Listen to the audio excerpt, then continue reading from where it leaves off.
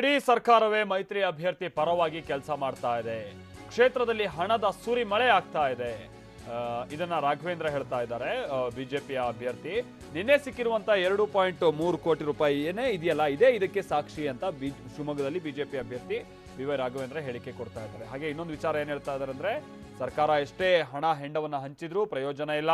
ಶಿವಮೊಗ್ಗ ಲೋಕಸಭಾ ಕ್ಷೇತ್ರದ ಜನರು ಬಹಳ ಪ್ರಜ್ಞಾವಂತರು, ಅವರು ಯಾವುದೇ ಆಮಿಷಕ್ಕೆ ಒಳಗಾಗೋದಿಲ್ಲ. ಈ ಬಾರಿ ಗೆಲುವು ನನ್ನದೇ ಎನ್ನುವಂತ ವಿಶ್ವಾಸವನ್ನ ರಾಘವೇಂದ್ರ ವ್ಯಕ್ತಪಡಿಸ್ತಾ ಇದ್ದಾರೆ. ಗೌರವಾನ್ವಿತ ಮಾಜಿ ಪ್ರಧಾನಮಂತ್ರಿಗಳು, ಮುಖ್ಯಮಂತ್ರಿಗಳು ಎಲ್ಲರೂ ಕೂಡ ಇಲ್ಲಿ ಬಂದಿದ್ದಾರೆ. ಈಗಾಗಲೇ ನಮ್ಮ ಮತದಾರರ ಮನಸ್ಸಲ್ಲಿ ಭಾರತೀಯ ಜನತಾ ಪಕ್ಷ, ಮೋದಿಜಿ ಅಂತ ಹೇಳಿ ಮತ್ತು ನಾವು ಮಾಡಿದಂಥ ಅಭಿವೃದ್ಧಿ ಕೆಲಸ ಈಗೆಲ್ಲ ಹಚ್ಚಿ ಹಾಕುವಂಥ ಕೆಲಸಗಳು ಆಗಿದೆ.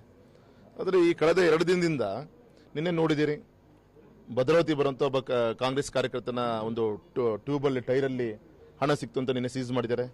ಅಂದರೆ ಈ ರೀತಿ ಹಣದ ಒಂದು ಹೊಳೆಯನ್ನೇ ಸೂಚಿಸಲಿಕ್ಕೆ ಅವ್ರು ಹೊರಟಿದೆ. ಹಣ, ಹೆಂಡ, ಮಿಸ್ಯೂಸ್ ಆಫ್ ಗೌರ್ಮೆಂಟ್ ಇನ್ಸ್ಟ್ರೂಮೆಂಟ್ಸ್ ಎಲ್ಲ ರೀತಿಯೂ ಮಾಡ್ತಾ ಇದ್ದಾರೆ. ಈಗಾಗಲೇ ನಮ್ಮ ಕಾರ್ಯಕರ್ತರು ತುಂಬ ಎಚ್ಚರಿಕೆಯಿಂದ ಎಲ್ಲದೂ ಕೂಡ ಗಮನಿಸ್ತಾ ಇದ್ದಾರೆ, ಮತ್ತು ರಾಜ್ಯದ ಜನತೆಯೂ ಕೂಡ ಗಮನಿಸ್ತಾ ಇದ್ದಾರೆ. ಒಂದು ಕಡೆಗೆ ಅಲ್ಲಿ ಸುಮಲತಾ ಅವ್ರ ವಿರುದ್ಧ ಕೋರ್ಟ್ಗಟ್ಟೆ ಅಲ್ಲಿ ಸುರಿದು, ಅದೇ ರೀತಿ ಅವೆರಡು ನಮ್ಮ ಪ್ರಜ್ವಲ್ ರೇವಣ್ಣ ಅವ್ರದ್ದು ತುಮಕೂರು ಕೋರ್ಟ್ಗಟ್ಟೆ ಸುರಿದು ಉಳಿದಂಥ ಮೊತ್ತವನ್ನು ಸರ್ಕಾರ ಮುಖ್ಯಮಂತ್ರಿಗಳಿದ್ದಾರೆ ತಂದಿದ್ದಾರೆ, ಸುರಿತಾ ಇದ್ದಾರೆ.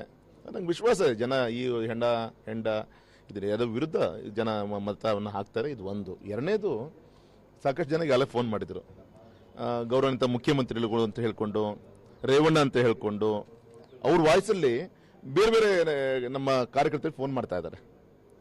ಅವರಲ್ಲ, ಅವ್ರು ರಾತ್ರಿ 12 ಗಂಟೆ ಮಲಗಾಗಿರುತ್ತೆ, 12 ಗಂಟೆ ಮೇಲೆ ಮುಖ್ಯಮಂತ್ರಿಗಳು ಮಾತಾಡ್ತಾರೆ ಅಂತ ಫೋನ್ ಕೊಡೋದು. ಹಾಗಾಗಿ ಯಾರು ಕೂಡ ಮೋಸ ಹೋಗಕ್ಕೆ ಹೋಗ್ಬೇಡಿ.